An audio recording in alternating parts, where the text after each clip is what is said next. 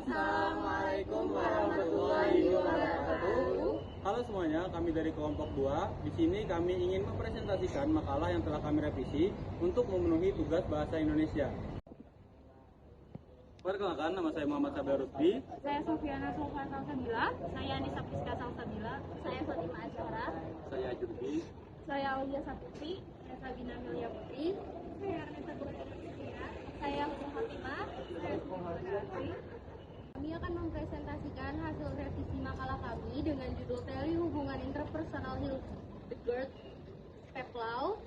Yang pertama ada pendahuluan yang akan dibacakan oleh teman saya. Pendahuluan, latar belakang pendidikan keperawatan merupakan bagian dari pendidikan kesehatan sebagaimana halnya pendidikan kedokteran, kesehatan masyarakat, farmasi, kedokteran gigi, dan lain-lain. Pendidikan keperawatan merupakan pendidikan profesi di mana polanya harus dikembangkan sesuai dengan kaidah ilmu dan profesi yang dilandaskan oleh akademik dan keprofesian. Orientasi pendidikan keperawatan dilakukan dalam upaya meningkatkan kualitas tenaga perawat yang profesional melalui jenjang pendidikan. Oleh karena itu, pendidikan keperawatan meliputi pendidikan akademik dan profesi. Pengembangan sistem pendidikan tinggi sangat berperan dalam pengembangan pelayanan keperawatan secara profesional. Teknologi keperawatan serta pembinaan keprofesian. Pendidikan keperawatan sebagai sarana mencapai profesionalisme keperawatan.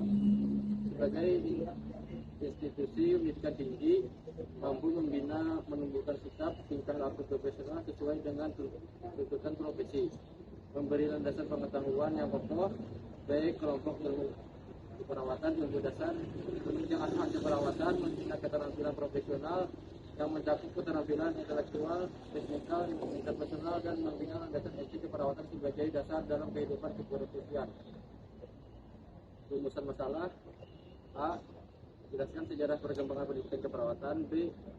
Apa pengertian pendidikan keperawatan secara pendidikan profesi. C. Apa saja isu dan perkembangan pendidikan keperawatan. D. Bagaimana pula pengembangan pendidikan keperawatan di Indonesia. E. Apa pengertian hakikat pendidikan keperawatan. F. Apa saja fungsi pendidikan keperawatan.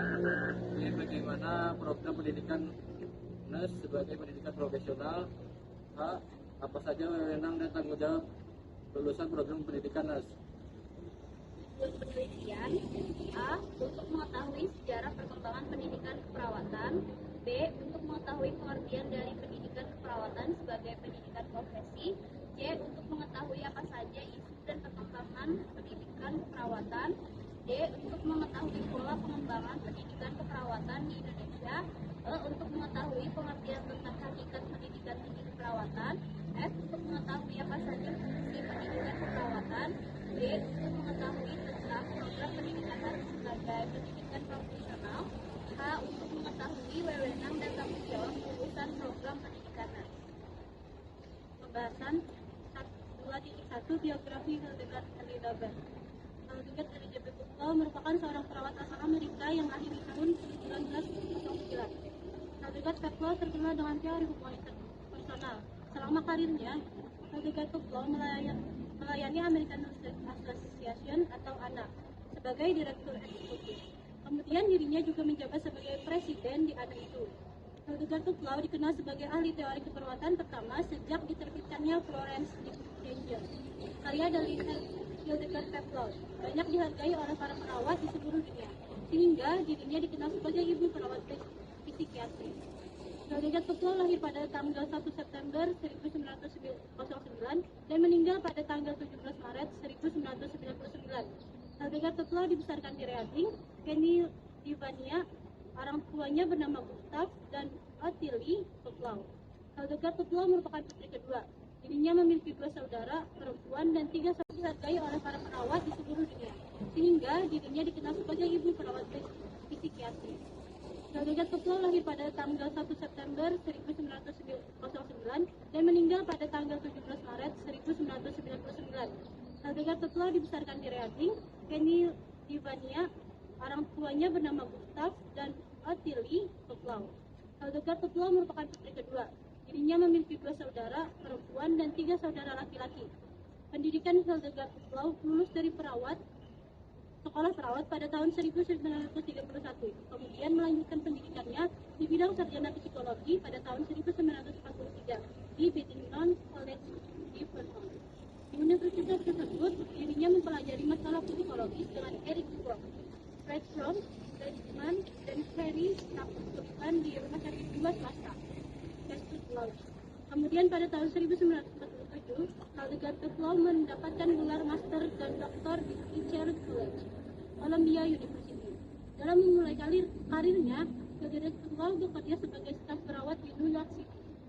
Dirinya ditempatkan sebagai perawat untuk perkemahan musim panas dari Universitas New York. Kemudian dirinya menjadi perawat sekolah di Bennington College, Vermont, di mana Bennington College merupakan tempat dirinya mendapatkan gelar sarjana psikologi interpersonal.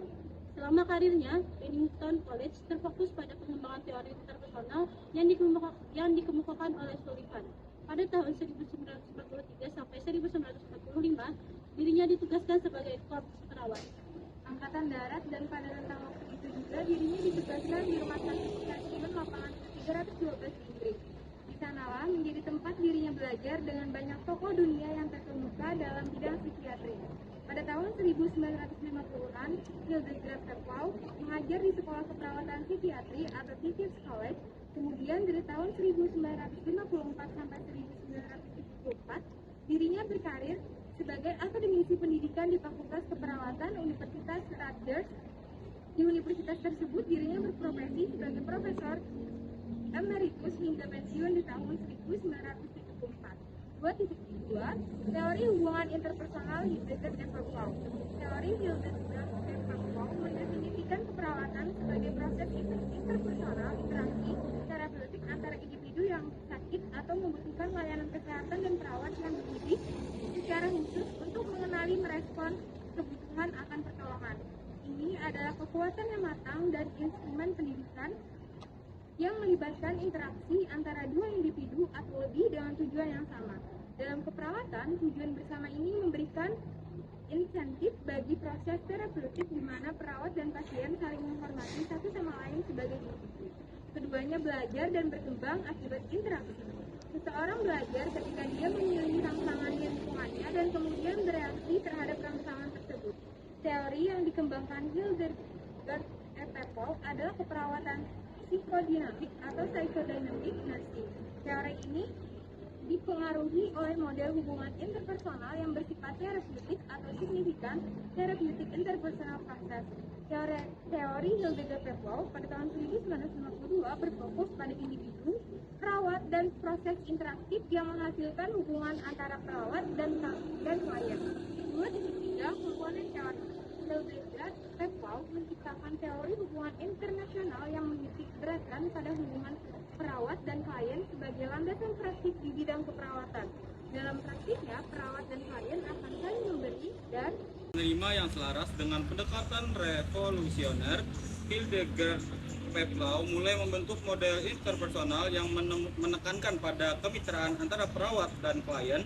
Hal ini sebagai solusi dari permasalahan yang timbul saat itu, yaitu secara pasif klien menerima perawatan. Perawat secara pasif hanya menjalankan perintah dari dokter saja, tanpa ada pendekatan terapeutik psikologisnya yang baik untuk klien. Dalam teori hubungan interpersonal ini terbagi menjadi 4 komponen. Dilansir dari Nurses Lab, keempat komponen tersebut terdiri dari person, lingkungan, kesehatan, dan keperawatan. Person mengacu pada organisme yang berkembang untuk mengurangi kecemasan yang disebabkan oleh kebutuhan. Yang kedua, lingkungan mengacu pada kekuatan-kekuatan yang ada di luar diri seperti dalam konteks budaya. 3. Kesehatan mengacu pada simbol yang menyerahkan gerakan maju dari suatu kepribadian. 4.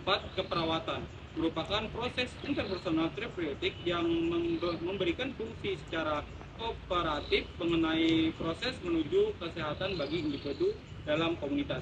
Dalam model keperawatan dari teori hubungan interpersonal Hildegard Peplau dapat diidentifikasikan 4 fase secara berurutan dalam hubungan interpersonal antara lain dan perawat.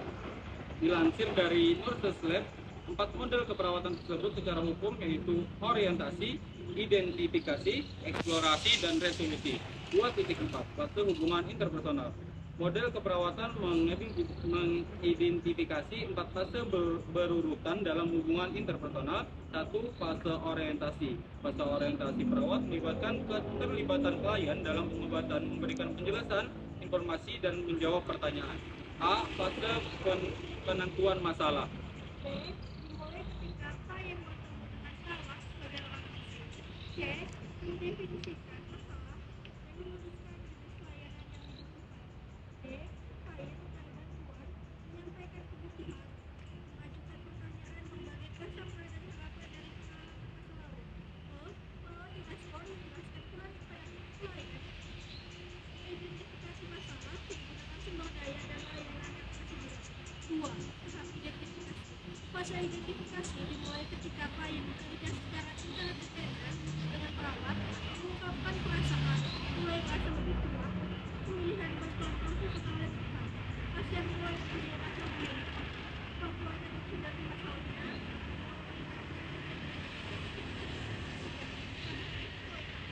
Pada fase eksploitasi, klien menekankan umumnya layanan yang ditawarkan. A. Pada fase eksploitasi, klien memanfaatkan sepenuhnya layanan yang ditawarkan. B. Penggunaan bantuan profesional untuk mengalternatif pemecahan masalah. C. Metode pemantauan yang digunakan berdasarkan penekanan kepentingan. D. Individu merasa seperti bagian integral dari lingkungan yang membantu. E. Mereka mungkin membuat pemikiran kecil atau teknik dari insiden dan konsep teknik karena harus digunakan untuk eksplorasi D. Pasien mungkin berfluktuasi dalam kemandirian. H. Perawat harus menyadari berbagai fase komunikasi. I. Perawat membantu pasien dalam memanfaatkan semua cara bantuan dan kemajuan telah dicapai menggunakan terapi. 4. Fase resolusi. A. Pada fase resolusi, klien tidak lagi membutuhkan layanan profesional dan melepaskan perilaku ketergantungan. B. Memutuskan hubungan profesional. C. Kebutuhan pasien telah dipenuhi melalui PPT laboratorium pasien dan perawat. D. Sekarang mereka perlu mengakhiri hubungan terapeutik dan memutuskan hubungan di antara mereka. E. Kadang-kadang mungkin sulit bagi keduanya karena ketergantungan psikologis terus berlanjut. F. Pasien menjauh, memutuskan ikatan perawat, keseimbangan emosional yang lebih sehat terlihat, dan keduanya menjadi individu yang matang. 2.5. Peran perawat. 1. Hubungan perawatan. Sebagai pemberian suatu perawatan, perawat membantu klien mendapatkan kembali kesehatannya melalui proses penyembuhan. Perawat memfokuskan asuhan pada kebutuhan kesehatan klien secara holistik, meliputi upaya untuk mengembalikan kesehatan emosi, spiritual dan sosial, memberikan bantuan kepada klien dan keluarga dengan menggunakan energi dan waktu yang minimal. Selain itu, dalam perannya sebagai pemberian suatu perawatan, perawat memberikan perawatan dengan memperhatikan keadaan kebutuhan manusia yang dibutuhkan melalui pemberian pelayanan keperawatan dengan menggunakan proses keperawatan sehingga dapat menentukan diagnosis keperawatan agar bisa direncanakan dan dilaksanakan tindakan yang tepat dan sesuai dengan tingkat kebutuhan dasar pasien. Kemudian dapat dievaluasi tingkat perkembangannya. Memberi asuhan keperawatan dilakukan dari yang sederhana sampai yang kompleks. 2. Membuat keputusan klinis. Membuat keputusan klinis adalah inti pada praktik keperawatan. Untuk memberikan perawatan yang efektif, perawat menggunakan keahliannya berpikir kritis melalui proses keperawatan. Sebelum mengambil tindak perawatan, baik dalam pasien maupun klien, pemberian perawatan dan mengevaluasi hasil. Perawat menyusun rencana tindakan dengan menetapkan pendekatan terbaik bagi klien. Perawat membuat keputusan sendiri atau berkolaborasi dengan klien atau keluarga. Dalam situasi ini, perawat bekerja sama berkonsultasi dengan dari perawatan kesehatan profesional lainnya. 3. Pelindungan dan advokat klien. Sebagai pelindung, perawat membantu mempertahankan lingkungan yang aman bagi klien dan mengambil tindakan untuk mencegah terjadinya kecelakaan serta melindungi klien dari kemungkinan efek yang tidak diinginkan dari suatu tindakan, diagnosis, atau pengobatan. Contoh dari peran perawat sebagai pelindung adalah memastikan bahwa klien tidak memiliki alergi terhadap obat dan memberikan imunisasi melawan penyakit di komunitas. Peran perawat sebagai advokat, perawat melindungi hak klien sebagai manusia dan secara hukum, serta membantu klien dalam menyatakan hak-haknya bila dibutuhkan. Contoh perawat memberikan informasi tambahan bagi klien yang sedang berusaha untuk memutuskan tindakan yang terbaik baginya. Selain itu, perawat juga melindungi hak-hak klien melalui cara-cara umum dengan menolak aturan atau tindakan yang mungkin membahayakan klien atau menentang hak-hak klien. Peran ini juga dilakukan perawat dalam membantu klien dan keluarga dalam menginterpretasikan berbagai informasi dari pemberi pelayanan atau informasi lain khusus dalam pengambilan kesimpulan atau tindakan. Perawatan komunikasi pada pasien juga dapat berperan memperhatikan dan melindungi hak-hak pasien. Hak-hak pasien meliputi hak atas pelayanan sebaik-baiknya, hak atas informasi tentang penyakitnya, hak atas privasi, hak untuk menentukan nasib sendiri, dan hak untuk memberikan Tepat manajer kasus, dalam perannya sebagai manajer kasus, perawat mengkoordinasi aktivitas anggota kesehatan lainnya, misalnya ahli gizi dan administratif. Berkembangnya model kasus memberikan perawat kesempatan untuk membuat pilihan jalur karir menjadi tentunya. Dengan berbagai tempat kerja, perawat dapat memilih antara peran sebagai manajer kasus perawatan atau sebagai perawat asosial yang menggunakan manajer pada 1960 sebagai manajer. Perawat mengkoordinasikan dan mendelegasikan tanggung jawab asuhan dan mengawasi tenaga kesehatan lainnya. 5. Rehabilitasi. Rehabilitasi dalam proses penilai individu kembali ke kondisi maksimal selatan. Kecelakaan atau kejadian yang menimbulkan ketidakberdayaan lainnya. Seringkali klien mengalami gangguan fisik dan emosi yang mengubah kehidupan mereka. Di sini, perawat berperan sebagai rehabilitasi dengan membantu klien beradaptasi semaksimal mungkin dengan keadaan tersebut. 6. Memberi kenyamanan. Perawat pria sebagai seorang manusia karena asuhan perawatan harus ditentukan pada manusia secara utuh bukan sekadar saja. Memberikan kenyamanan yang berbentuk emosi seringkali memberikan kekuatan bagi klien sebagai individu perasaan dan menentukan dalam memberikan kenyamanan. Sebaiknya perawat membantu klien untuk mencapai tujuan yang terapeutik bukan memenuhi ketergantungan emosi dan fisik. 7. Komunikator. Perawatan mencakup komunikasi dan klien dan keluarga, antar sesama perawat dan profesi kesehatan lainnya, berinformasi dan komunikasi. Dalam memberikan perawatan yang efektif dan membuat keputusan dengan klien dan keluarga, tidak mungkin dilakukan tanpa komunikasi yang jelas. Kualitas komunikasi merupakan faktor yang menentukan dalam memenuhi kebutuhan individu, keluarga, dan komunitas. 8. Penyuluh. Sebagai penyuluh, perawat menjelaskan kepada klien konsep dan data-data tentang kesehatan, mendemonstrasikan prosedur seperti aktivitas perawat berdiri, menilai apakah klien memahami hal-hal yang dijelaskan dan mengevaluasi kemajuan dalam pembelajaran. Perawat menggunakan metode pengajar yang sesuai dengan kemampuan dan kebutuhan klien serta melibatkan sumber-sumber yang lain, misalnya keluarga dalam pengajaran yang direncanakannya. 9. Kolaborator.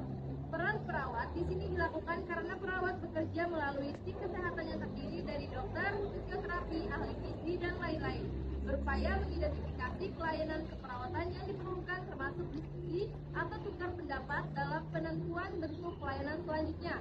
10. Edukator.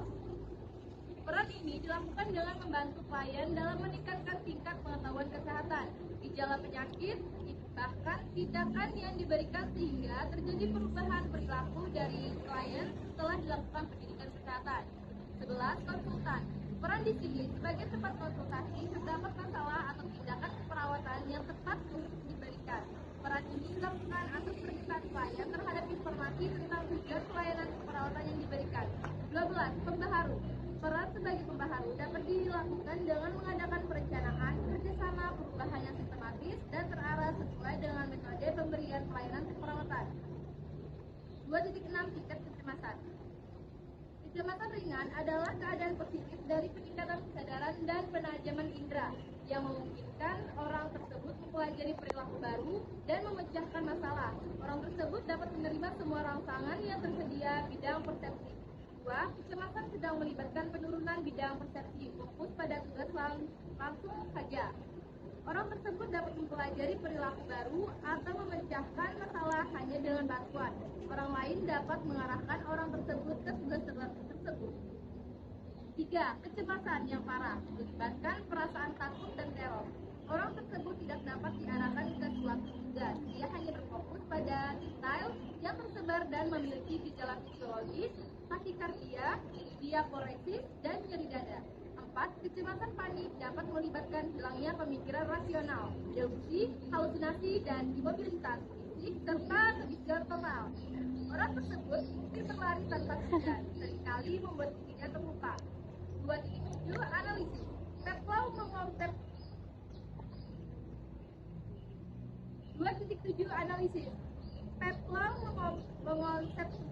mengonseptualisasikan 2.7 Analisis. Peplau mengonseptualisasikan rangkaian peran perawat yang jelas yang dapat digunakan oleh setiap perawat dalam praktiknya. Hal ini mengandung makna bahwa tugas seorang perawat bukan hanya sekedar merawat saja, namun profesinya mencakup setiap aktivitas yang dapat mempengaruhi pelayanan pasien. 28. Asumsi. Asumsi teori hubungan interpersonal Hildegard Peplau adalah 1. Perawat dan pasien dapat berinteraksi. 2. Peplau menekankan bahwa baik pasien maupun perawat menjadi dewasa sebagai hasil interaksi traumatik. 3. Keterampilan komunikasi dan wawancara tetap menjadi alat keperawatan yang mendasar. 4. Peplau percaya bahwa perawat harus memahami diri mereka sendiri dengan jelas untuk mendorong pertumbuhan klien mereka dan menghindari membatasi pilihan mereka pada hal-hal yang bernilai bagi perawat. 2.9. Kekuatan dan kelemahan. A. Kekuatan. Teori Peplau kemudian membantu para ahli teori dan klinisi keperawatan mengembangkan lebih banyak intervensi terapeutik mengenai peran yang menunjukkan karakter dinamis yang khas dalam perawatan klinis. B. Kelemahan. Meskipun Peplau menekankan hubungan perawat dan klien sebagai landasan praktik keperawatan, promosi dan pemeliharaan kesehatan kurang ditekankan. Selain itu, teori ini tidak dapat digunakan pada pasien yang tidak merasakan kebutuhan, seperti pada pasien yang menarik diri. Penutup. 3.1 Kesimpulan. Latar belakang pendidikan keperawatan merupakan bagian dari pendidikan kesehatan sebagaimana halnya pendidikan kedokteran, kesehatan, masyarakat, farmasi kedokteran gigi, dan lain-lain. Pendidikan keperawatan merupakan pendidikan profesi di mana polanya harus dikembangkan sesuai dengan kaidah ilmu dan profesi yang dilandaskan oleh akademik dan keprofesian. Teori Hildegard Peplau mendefinisikan keperawatan sebagai proses interpersonal interaksi terapeutik antara individu yang sakit atau membutuhkan layanan kesehatan dan perawat yang dididik secara khusus untuk mengenali merespon kebutuhan akan pertolongan. Ini adalah kekuatan yang matang dan instrumen pendidikan yang melibatkan interaksi antara dua individu atau lebih dengan tujuan yang sama. Dalam keperawatan, tujuan bersama ini memberikan insentif bagi profesi terapeutik di mana perawat dan pasien saling menghormati satu sama lain sebagai individu. Keduanya belajar dan berkembang akibat interaksi. Teori Hildegard Peplau 1952 berfokus pada individu, perawat, dan proses interaktif Yang menghasilkan hubungan antara perawat dan klien. 3.2 Salah. Kami menyadari bahwa pemeriksaan kami terdapat banyak kesalahan dan masih jauh dari kapasitas. Untuk kedepannya, kami akan lebih baik lagi dalam menuliskan penjabaran serta teori dan sumber daya yang lebih lengkap lagi. Kami mengharapkan pembaca dapat memahami teori